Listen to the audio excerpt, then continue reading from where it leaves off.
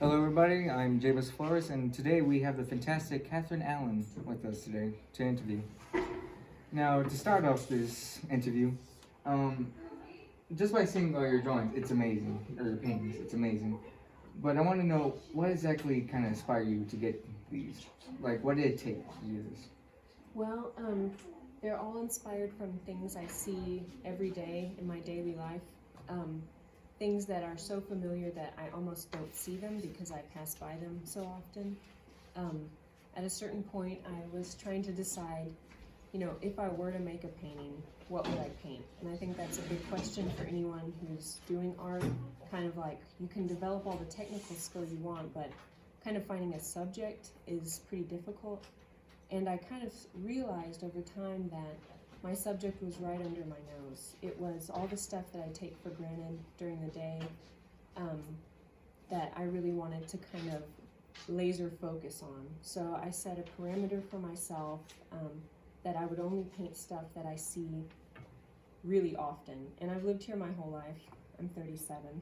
So that's a lot of years to pass by something and not see it.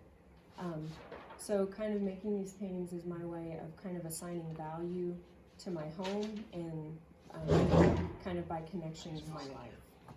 Nice. Have you always been an artist since younger, or has it just recently came to you over the years? I had no concept of being a painter ever. So I was always supposed to be a Christian singer in the church. And I actually got shipped off to Nashville when after I graduated high school, and just really did not like the recording industry that I found there, and kind of stopped that. And after that, I was aimless. I had no direction. So I thought I would major in psychology, and then I thought I would do graphic design. And finally, after many kind of disillusioning interactions with those subjects, I turned to painting. And that's where it just really clicked. I felt so comfortable, and I didn't know how I would make a living, but I just knew I felt happy, and that meant more to me than anything. So That's very nice. Very nice. What would you say has been the hardest challenge about doing this new lifestyle, this new painting? the hardest challenge is really not to give up on ideas, because I am working with such mundane subjects. Often they're so mundane. They're things that I'm so used to seeing that even I don't see a purpose in painting them. So my biggest challenge is just not to give up on an idea until I've really given it a fair shot. A lot of painters and a lot of artists I know are kind of muscular and athletic in the way that they make work. They just churn out material. And my pace, I've just come to learn, is a lot slower and more methodical. And I just have to really leave room for the subject matter to kind of have a voice, where I want to discount it. I think a lot of other people would probably want to, but I think just the act of painting it gives it a value that you wouldn't be able to see otherwise. So. Do you have any perspective on criticism about your paintings? My biggest critique that I've gotten from people is that it is too tight. It's too realistic. I think there's kind of a prejudice in painting that you should work loose and fast, and I just don't subscribe to that at all. I don't care about that at all. I take a lot of pleasure in slowly, or not, I really don't work slow. That took 2 weeks to paint, which is pretty fast for all the detail. But I really like methodically getting in there and getting all the details. That just brings me joy, and nobody can tell me that it's a wrong way to paint. I think fashions in painting come and go, but over time, one of my favorite artists is named Sylvia Plimick Mangold. She was married to Robert Mangold, who was an abstract expressionist painter. If you know anything about abstract expressionism, it was kind of the art style that ruled the mid-century of the middle of the 20th century. You painted loose and fast. It was very male-dominated, and here she was married to kind of the rock star of this movement, and what she painted were interior scenes she would paint every square of linoleum in her studio with like pinpoint detail, like so accurate, and just spend time getting it exactly right. And so, and now she's heralded as kind of a genius of her time who was overlooked. So I guess that's the biggest criticism that I've heard, is it's too tight, too realistic, and I don't care. Have you ever thought of branching out to any other genres about like music or even sculpting? You know what? I really loved ceramic sculpture in college, but being out of college and not having access to a studio just kind of has made that not a possibility.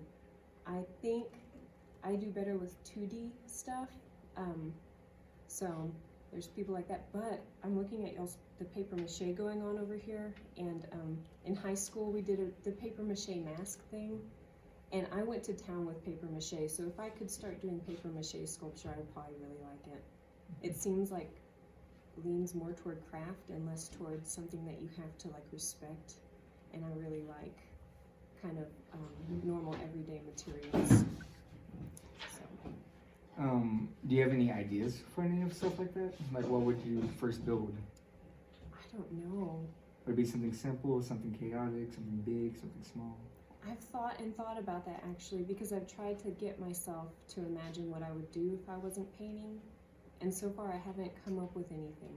That's kind of where I start. A lot of people keep a sketchbook, and I need to be better about that probably, but where I like to start is like you do with a little kid.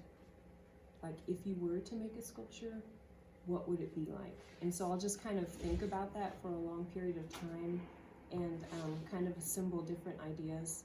But so far, I don't know, it would probably be something architectural, but I just can't say for sure.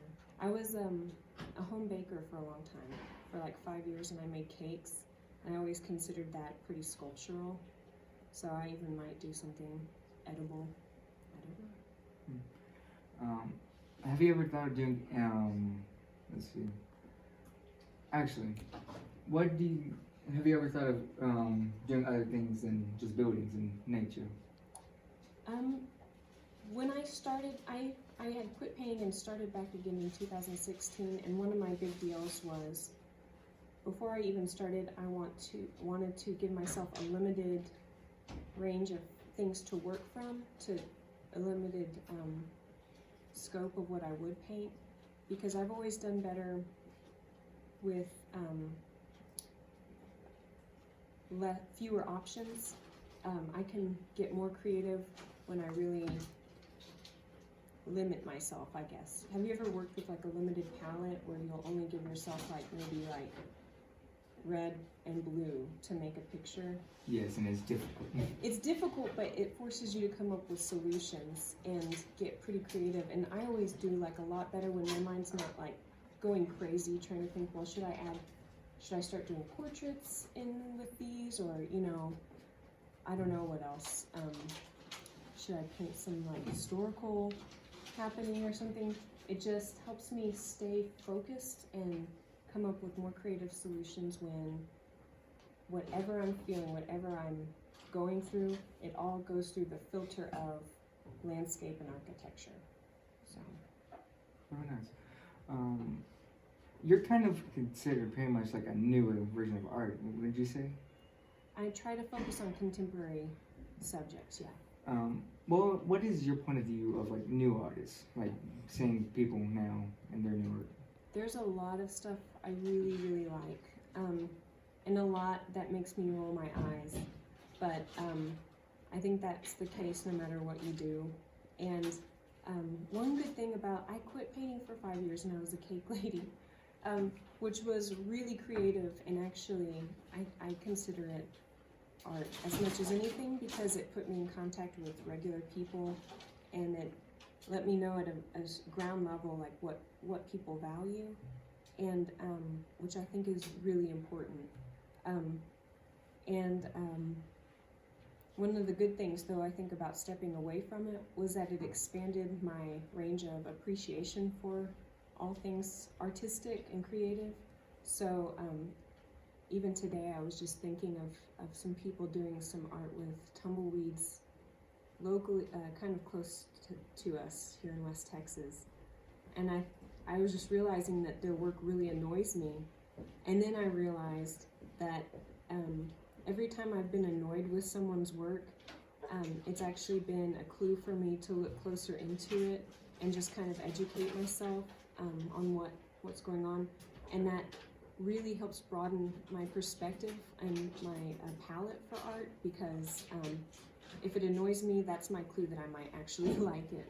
It might just mean that I'm jealous that I didn't make it. So I just try to come at it like that. Cool. For you at least, what would you say is the number one thing you love about art and the number one worst thing you hate about art? What I love about art is that when I was in the church, there was like this idea of a means of grace, which was like something that was given to you that you didn't necessarily deserve, but that you needed.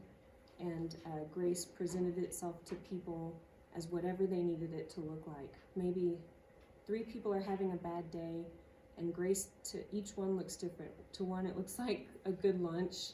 To another, it looks like encouraging phone call from someone, and to another, it looks like just, can the wind not be blowing 100 miles an hour today, you know? And so to me, the best thing about art is that I think it functions in the same way that I used to understand the idea of grace, and that it is the one subject I think that can be all things to all people. So everyone in this room has a different idea of what they consider art, and everyone is completely right. So I really, really love that unifying kind of aspect to art. What I hate about it is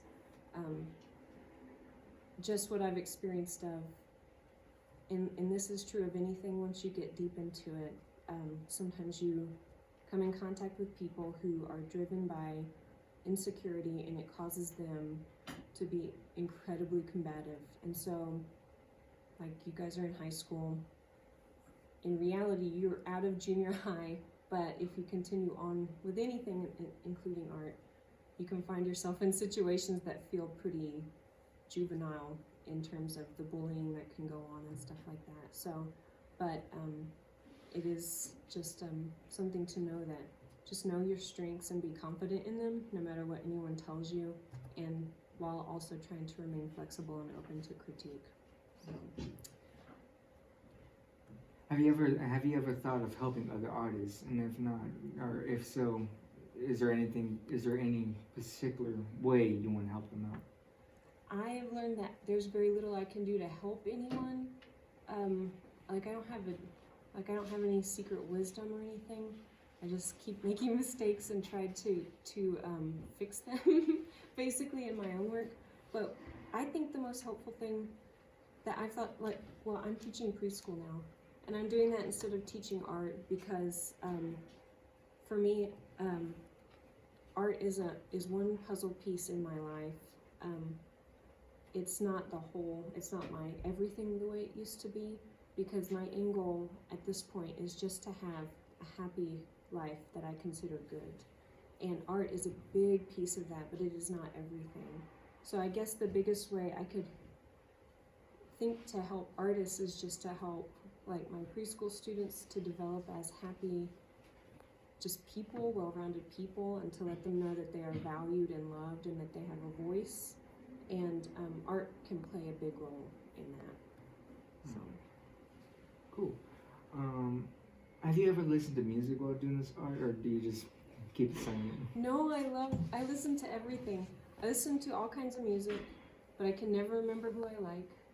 But I listen to Spotify and a lot, and I also listen to comedy podcasts a lot. And because I do such detailed stuff that sometimes I get really stressed about what I'm about to have to try, because I don't know if I can pull it off. So comedy podcasts, I like this one called Hollywood Handbook. It's like ridiculously hard to get into, but once you do, you kind of can't stop listening to it. And it'll make me laugh when I'm doing like the most technical, like trying to keep a straight line. I like bust out laughing, and it messes it up, but I have more fun doing the detailed stuff. So yeah, that's I like Sandy Alex G. He's young-ish. Each. Yeah. Let's see. Oh, is there any criticism that you give to yourself from back then and now? Like, I don't know. I think for myself, the criticism I would need to give myself is like I said before, don't give up on ideas before you really given them a chance. And I have to tell myself over and over, don't get disappointed in the fact that you work differently than other people. I work more slowly, more methodically than other people, but that is the way that I work, and every time I've tried to change it, everything goes to crap. So, and I think there's a lot of strength in the way that I work too, that I've had to accept as strength and not shortcoming. So. Has there ever been an art piece that you're working on and then you kind of just gave up and then came back to it later on? Oh yes. Oh yes. Neither of these, but there was one that a painting on panel that was just awful, and I left it for like 6 months. Took a sander, sanded down several sections, and repainted it and cut into it with a razor, all kinds of stuff, and it turned out so great. I'm so glad that I didn't give up on it, because I had a couple of painters telling me, you just gotta let it go. Just let it go. It's not working, let it go. And I'm so glad that I came back to it. Some paintings really do fail in real life, but it's always worth it to give them a fair shot. Have you accepted advice from other people, or have you just been like, no, this is my project, get away? In the past, I've been too open. So I was told that it was painful to watch me paint, and I was told that my paint was too thin, and there was no point in me making paintings. If I was gonna paint so thin, I should just stop even doing art. And for 5 years I did, because I really just soaked it in. And that's why I think now at this point, I feel like I've earned, at least for a couple more years, to just shield myself from what other people think about what I'm doing, because I'm still working to listen to my own voice. I think it's easy to have that crushed, and once it is, we really have to take care and cultivate it. So that's what I'm doing right now. I always welcome critique, and I actively seek it when I'm coming up with ideas, and when I've finished a painting. There are people that I trust that I go to, but I'm no longer open to everyone. Has your family ever liked your art, or do they kind of just trash you down? They don't trash it, but they're definitely confused by it. My dad wishes I would paint golf courses, and my mom always wants me to paint watercolors. But I mean, I don't know. Also, my mom, she was my best art teacher just starting out as a little kid. So she's the one who taught me to ask myself, if you were going to paint something, what would it be? Which I think is a great question to keep asking yourself, just in a childlike way, because it kind of opens you up to answer it, whereas you might just stay jammed up if not. Do you ever plan on taking a break from art, or do you think you're going to go for a long more time? I think there's a lot of value in taking a break from something. I've seen people really plow through rough times and just try to keep making art at all costs. And I've seen it go both ways. I've seen certain people really dig in and find a vein, and it really pushed them forward in their career. And I've seen other people whose work just becomes repetitive and kind of stays the same. They're just making more of it. So I think it's just a really case-by-case basis. For me, when I quit, it was invaluable. It changed my entire worldview, and it helped me to come back to this just laser-focused. So if I have to quit again, I'm totally open to it, but I really don't want to. But I would, yeah, because I've seen it work. Do you believe that your art helps out people, just by people just looking at it and saying, it looks awesome? I don't think, I've always wondered about that, and that's one of the reasons that I stepped away from it for a while, because I thought, I just got disillusioned with the idea that anything I made would change anything or do anything.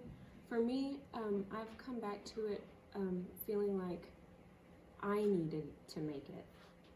I didn't know if it would help anyone, and I can't count on myself having any kind of secret wisdom or knowledge that will help anyone. What I can do is take myself and my life and my work seriously in hopes that other people can do the same thing in their life. Like my teacher in college, Pam Price, was a person who would just tell stories about her life during class. And the fact that she took her life so seriously that she would tell us about her dogs and like what they ate for breakfast and stuff, like in a weird way, it really provided a model for me to be confident in myself, because and just to really, I don't know, see myself as a legitimate person because she did it. So I think it's contagious, like Again, is that self-esteem, helping people? I guess. Yeah, and I don't know that it helps people in that direct way, but just if all of your friends are like really engaged in their life and they want to tell you about it, then that kind of encourages you to tell them about your life, because you've got stories too. And so kind of that act of storytelling in a group somehow indirectly kind of edifies everyone individually. So I guess that's what I would hope my work would help people do, is just to make their own work. That's great. It's fantastic. We're probably gonna have to make this the last question of the interview. So let's look at the camera. And do you have any advice to any artists, to anybody in general, too? Just try. That's all you can do.